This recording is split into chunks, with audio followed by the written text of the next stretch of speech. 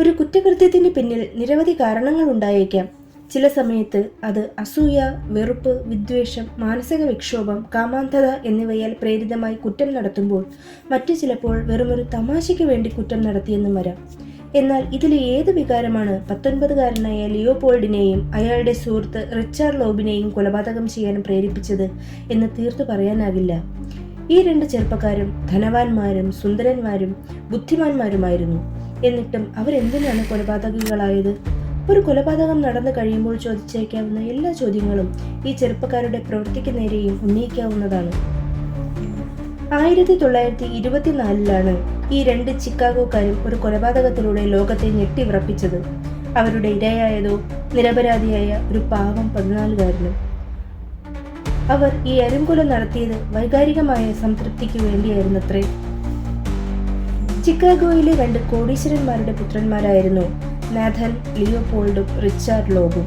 ഇരുവരും വിദ്യാഭ്യാസത്തിൽ മിടുക്കന്മാരുമായിരുന്നു.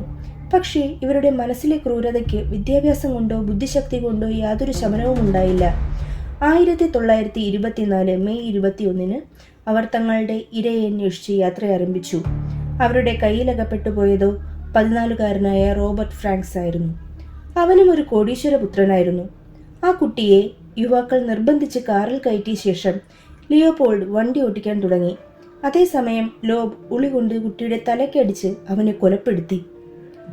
പിന്നീട് അവർ ചിക്കാഗോ നഗരത്തിന് പുറത്തേക്കുള്ള ഒരു ആളൊഴിഞ്ഞ സ്ഥലത്തെത്തി ശവശരീരത്തെ വിവസ്ത്രമാക്കി മുഖത്ത് ആസിഡ് ഒഴിച്ച് തിരിച്ചറിയാനാകാത്ത വിധം വികൃതമാക്കിയ ശേഷം ഒരു കലുങ്കിലേക്ക് വലിച്ചെറിഞ്ഞു. അത് അവിടെ ഒഴുകിപ്പൊയ്ക്കൊള്ളുമെന്നായിരുന്നു അവർ കരുതിയത്. തുടർന്ന് ശവശരീരത്തിലെ വസ്ത്രങ്ങളും കൊല്ലാനുപയോഗിച്ച സാമഗ്രികളും നശിപ്പിച്ചു.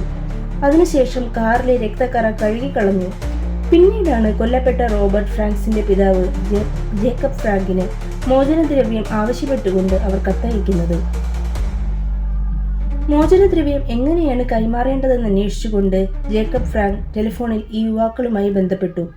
അവർ അതിനുള്ള നിർദ്ദേശങ്ങൾ അദ്ദേഹത്തിന് നൽകുകയും ചെയ്തു.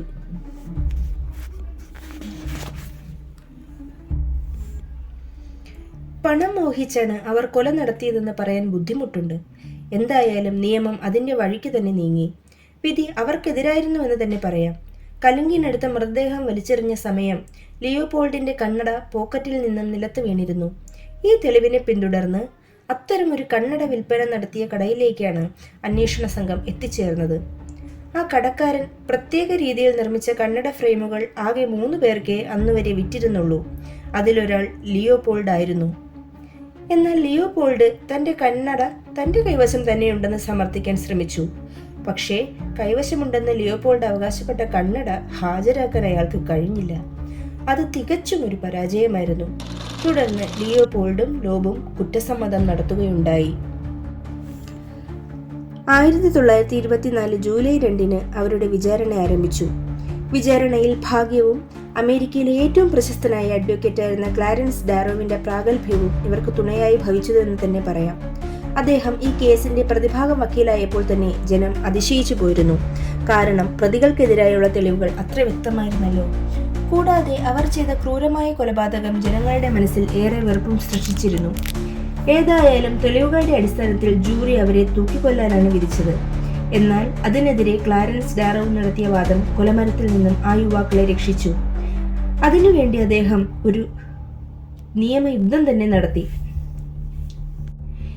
ഇരു യുവാക്കളെയും ഉന്മത്ത ഹൃദയരായി ചിത്രീകരിച്ചു.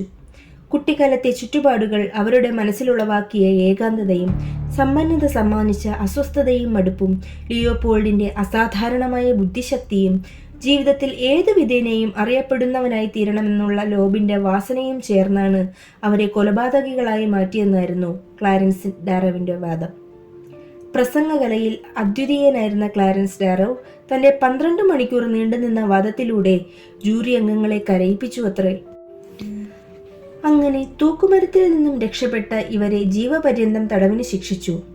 തട്ടിക്കൊണ്ടുപോകലിനായി 99 വർഷത്തേക്ക് കൂടി ഇവർക്ക് ശിക്ഷ വിധിച്ചു. ശിക്ഷ അനുഭവിക്കവേ റിച്ചാർഡ് ലോബ് ഒരു സ്വവർഗഭോഗിയായി മാറി. മറ്റു തടവുകാരുമായി ഉണ്ടായ ഏറ്റുമുട്ടലിൽ അയാൾ കൊല്ലപ്പെടുകയും ചെയ്തു. എന്നാൽ ലിയോപോൾഡ് തന്റെ തെറ്റിന് പ്രായശ്ചിത്തം ചെയ്യുകയായിരുന്നു.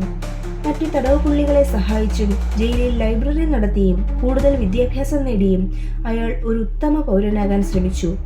ആദ്യം പരോളില്ലാത്ത തടവിനാണ് ശിക്ഷിച്ചതെങ്കിലും ലിയോപോൾ അതിന് അർഹനാണെന്ന് കണ്ടെത്തിയതിനെ തുടർന്ന് പരോൾ അനുവദിക്കുകയുണ്ടായി. ഇങ്ങനെ അസാധാരണ വ്യക്തിത്വത്തിന്റെ ഉടമകളായിരുന്ന അവരുടെ ജീവിതവും അസാധാരണമായി തന്നെ അവസാനിച്ചു.